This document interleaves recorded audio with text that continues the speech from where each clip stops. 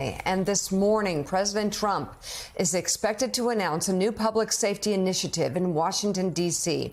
At 10 a.m., the president is going to hold what's being advertised as a news conference at the White House, during which he's expected to detail what is likely to be a large-scale increase in law enforcement presence in our nation's capital.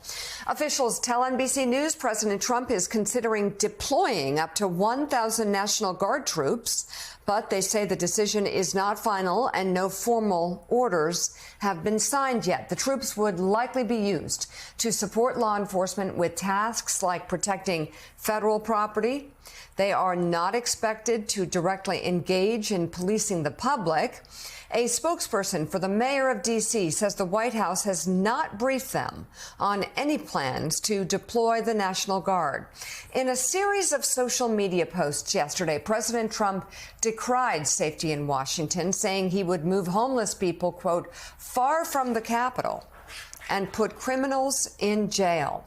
The president first threatened a federal takeover of the city last week after a prominent DOJ employee was assaulted in an attempted carjacking. Two 15-year-olds were charged for that crime. There's no question, Joe, that there's a problem not just in Washington, but a lot of cities are grappling with homelessness and also having access to services for teens who need things to do.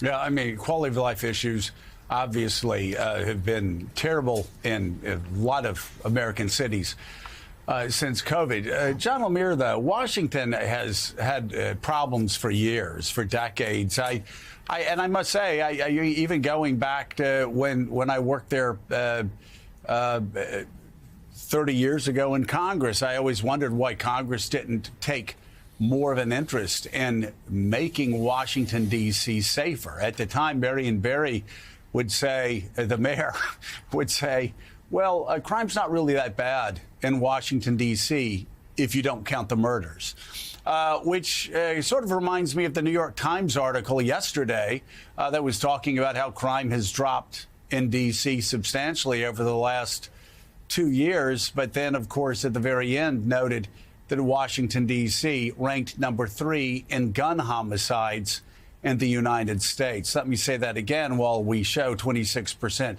a decrease in crime, here we are, though, Washington, D.C. is still ranked 3rd in homicides by guns. Nobody wants to see, I certainly don't want to see the president federalize troop movements in Washington, D.C., but I have always wondered why the national government didn't take a more active interest in safety and security and quality of life issues in the nation's capital. Because this city doesn't just belong to the city council of Washington, D.C. It belongs to the nation.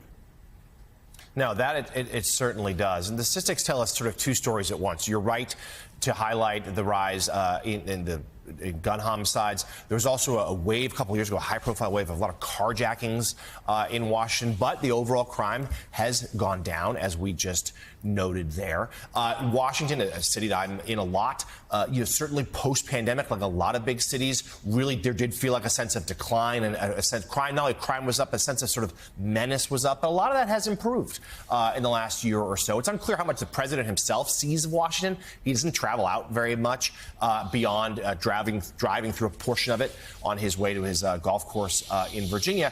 But you're right. This has been an issue for a while. But Mara, this is a significant ratcheting up, if you will, of not just the rhetoric from the White House, but potentially action in terms of taking steps here. You know, the presence of the National Guard, which is not confirmed.